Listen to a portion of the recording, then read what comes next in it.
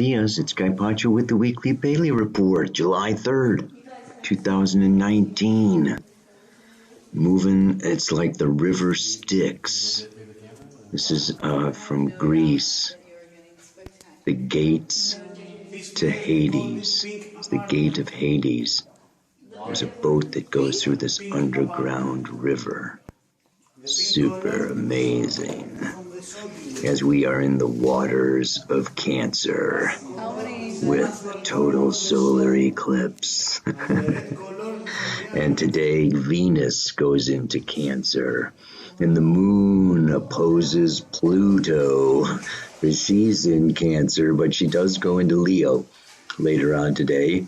And the fires will come up and they will come out because she's going to hit, Mercury and Mars. Like I said, Mercury and Mars have been traveling together for like 6 weeks. They finally come into conjunction right on top of each other on Monday in the early degrees of Leo. Yeah. So, and then, that is right when, what? Mercury retrograde. Drum roll, please. Mercury goes retrograde 3 times a year for about 3 weeks. And here we go again with another Mercury retrograde following the eclipse. I'm going to talk about that a little bit. And it is in trine to Chiron. Mars is in trine to Chiron. Mars is going to, keep coming closer and closer. That's not exact until next week. Mercury turns around just before it comes into that, good trine with Chiron. And then, of course, the report would not be complete with that, not only did the sun, come around and we have the eclipse in Cancer, but the sun continues to move on to oppose Saturn. That exact opposition is on Tuesday. And then, let's come out of the cave. What do you think you're doing there, fella? This is my old friend, Mr. Sloth. When I first came down to Costa Rica, I was riding my bicycle. Some of you may remember the first report when I put Mr. Sloth on there. I actually changed my animal name to the slumbering sloth or something for a while. Fell in love with them so much. Anyway, thought I'd give you a little shot of that because it's raining outside and I'm not going out in the rain, so I'm finding creative ways here of giving you the aspects. Moon square sun. So, Friday the moon goes into Virgo. Okay, she's in Leo for a while, and then goes into Virgo. On Sunday, she goes into Libra, and we have that first quarter square moon at 16 degrees, 58 degrees of Libra. And on that same day, Tuesday, sun is conjunct the north node of the moon. Sun is square the moon, moon square the nodes. Yikes. Oh, por Dios.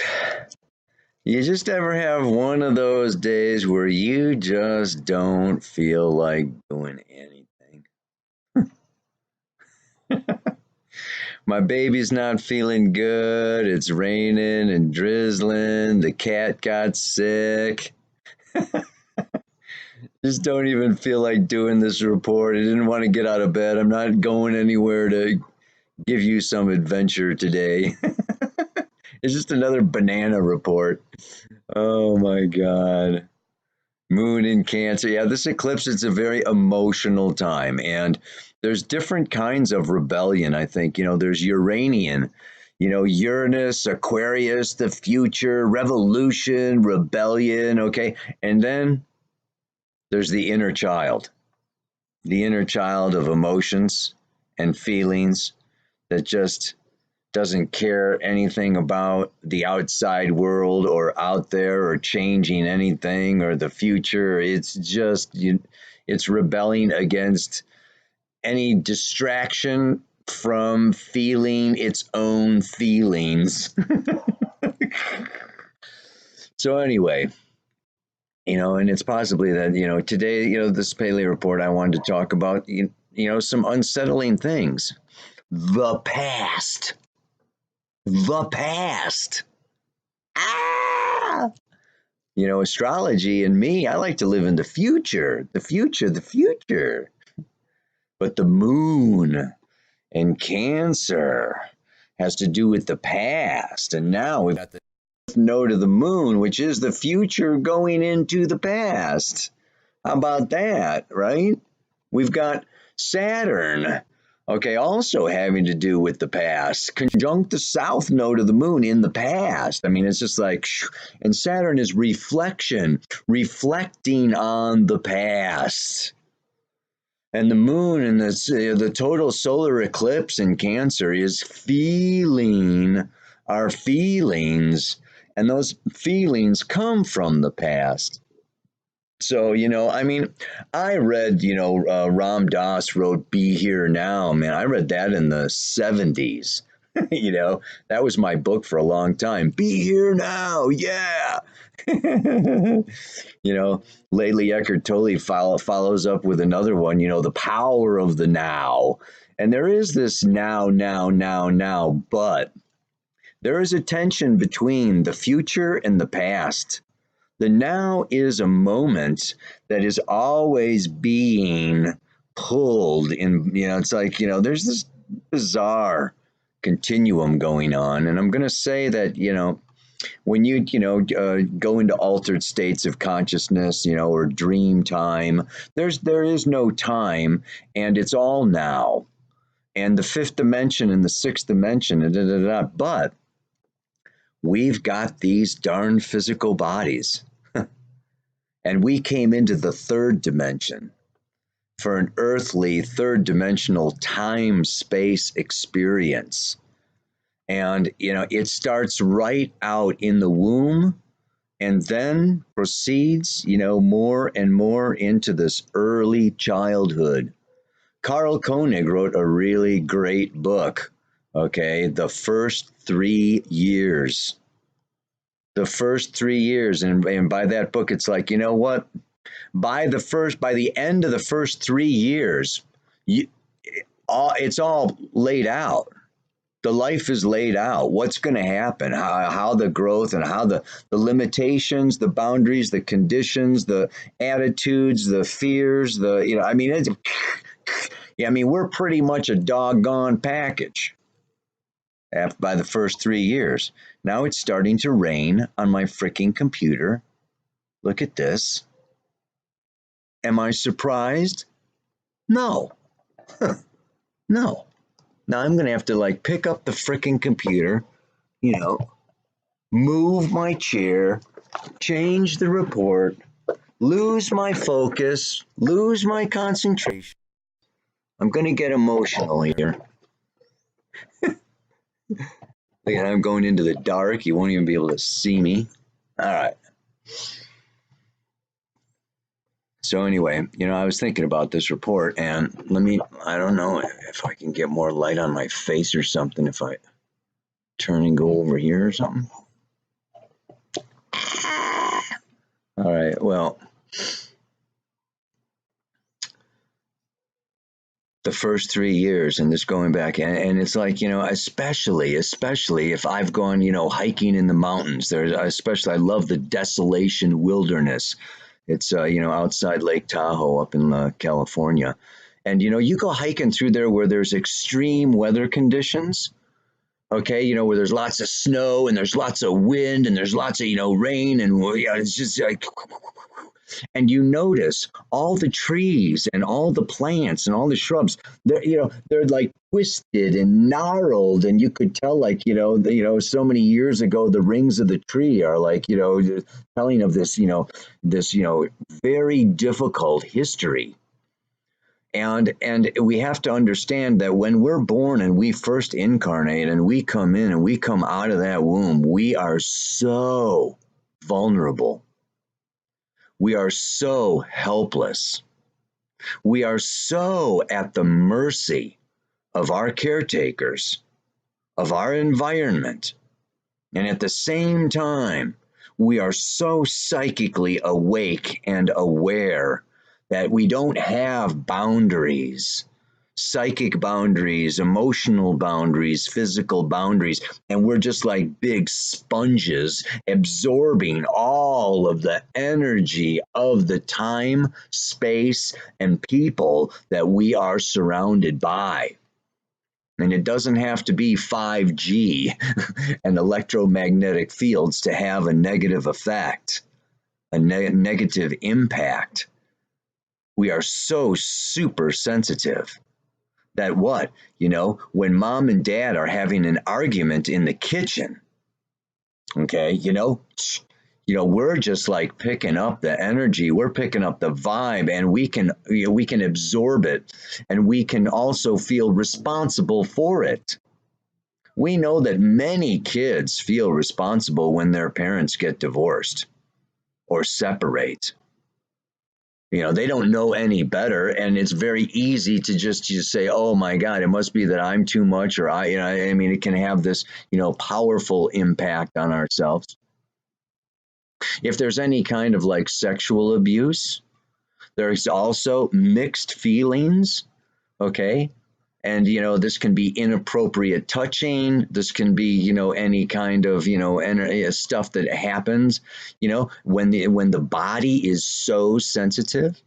And the problem with so much of that abuse is what? It feels good. So we have good physical sensations produced by wrongful or immoral or improper conditions or situations. So we can, move through life getting excited in the wrong way or by the wrong things or by the taboo. We find the taboo, exciting and stimulating because that was our first expressions of it. And then we can feel guilty because we enjoyed something that was wrong. So what I'm building up to here is that there are so many deeply embedded reasons why we may not love ourselves wholly, fully, and completely. Because so many things have happened and we can take on the responsibility for our surroundings. We can take on the guilt or the shame, okay, that something went wrong, and we're so open in those early times that it can just like create these imprints like cookie cutters, okay, just like and we form the self-image, we form our identity, we form our boundaries or our lack of boundaries. But most of all, we create a shell, we harden, and we create a self-image. And that self-image is a necessary survival technique. So it's like we shut down or we close ourselves off, really to protect ourselves and to really come into a place where we can feel safe. And the other aspect that we want to do is feel powerful and feel strong and feel capable. So, it's like the world is constantly demanding and needing us and wanting more and expecting more out of us. And it's like, in order to maintain, as we get older and older, and, we have to, get a job and, buy food and pay the rent. And, there's a lot of these demands going on that are, constantly just living in a physical body on a physical planet demands a lot. Oh, man. And so what can happen is, even with the dog barking, I'm going to try to concentrate around here. What a miserable day. Oh, God. You're seeing me at my worst. Where the hell was I? That I would rather feel powerful, bad, wrong, or mean than feel weak, helpless, vulnerable, and scared, right? It's like when there's demands on us and we got to show up at work and we've got to show up to take care of the kids, or we've got to show up for our partner in relationship, or we've got to it's like we can't go. It's a lot of times we don't have time to go into our wounds and into our past and into our fears, in order to, and so we just shut them out and we close them off and we build walls around of walls of protection around ourselves. But then we're not living life to the fullest, are we? We're not open, are we? We're not. You must be vulnerable to experience the mysteries of life. So our walls for protection and for survival end up defeating. It's a self-defeating process, of me, building these walls that create separation, loneliness, isolation, depression, despair. I mean, the list goes on and on and on and on when we have this hard shell of the crab, where we have the shield that I don't want to be hurt again or abused again or da da da da. And behind that shield, I can feel strong. But then I'm obviously talking about this Mercury Mars trine Chiron. This Chiron in Aries is the wounded warrior. So, and I'm talking about these aspects. If you don't get it, right? The Saturn is reflection on the south node of the moon, the past. And in Capricorn, it has to do with, again, responsibilities and duties and, showing up and commitment and everything. And so you can kind of, this talk may seem like it's not astrology, but it is.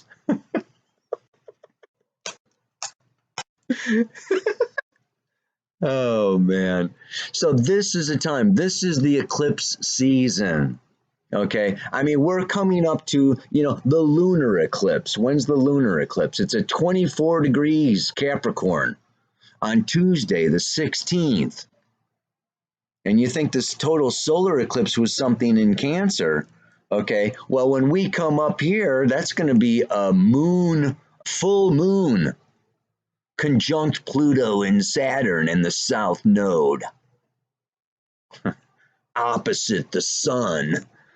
And by then, Mercury's going to be coming back and Venus is going to be coming up, and we have a polarization happening. The moon's now moving away from, that solar eclipse there in Cancer. So this is a time, all I can say is, where I encourage you. Okay, it's like it's time for choices. Saturn says decide, make choices, set your goals, and create a life that is along this path. And I encourage you to include your inner child and to include your feelings and to include time out and time off to process and to go into your past and heal those wounds and feel those unfelt feelings and, really witness yourself in a new way. And then illumination can come. And that full moon, that lunar eclipse can be this, we can have these tremendous amounts of time where we open and we live life more fully, wholly, and completely, because we're not shut down in fear and protecting ourselves because of we feel ashamed or guilty or bad or wrong, and we've got to just, bury those feelings or hide those feelings, not feel those feelings, and not act on or ask for or like fully engage as much as is possible, because we're holding ourselves back out of shame, guilt, fear, whatever. I hope it makes sense. And if not, c'est la vie, man. Such is life. So the mantra for today is, I need to really love myself in order to go back, right? And heal the wounds of my personal past to keep my life on track. This is the thing. If you feel guilty or ashamed of yourself and you don't love yourself enough, you're not going to take the time. You're not going to go on retreat. You're not going to go into meditation. You're not going to take time for yourself and your yoga and time to contemplate and just say goodbye to the world. You gotta love yourself to take the time,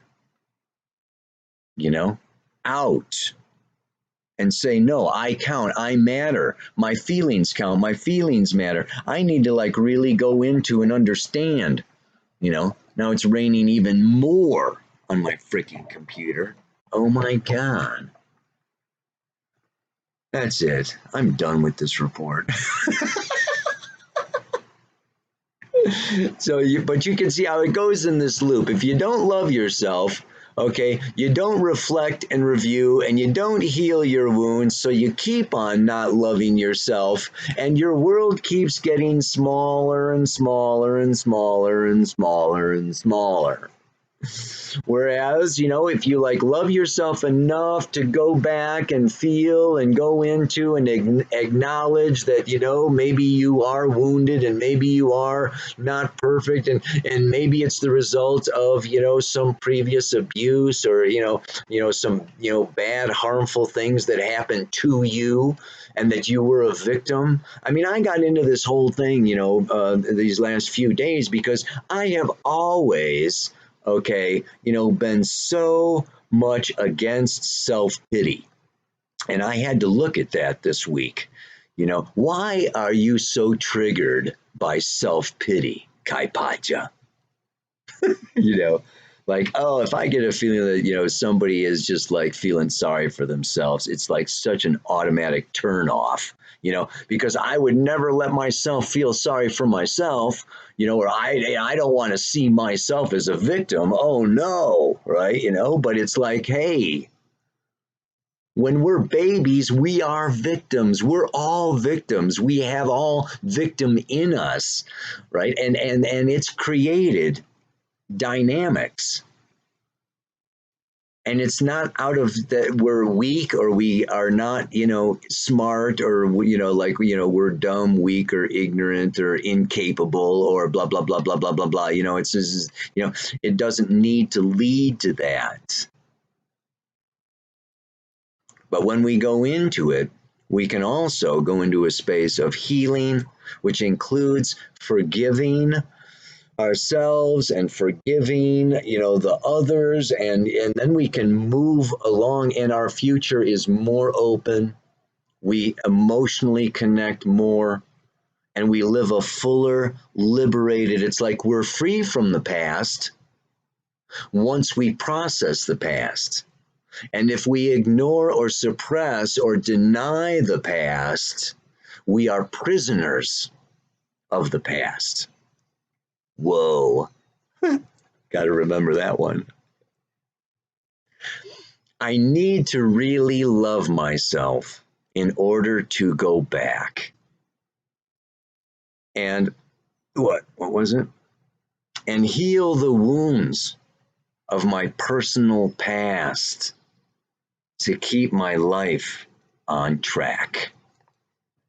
May you take time, love yourself enough to heal, process, and feel so that your future is even more luscious and scrumptious than your present or your past. Namaste. Aloha. So much love.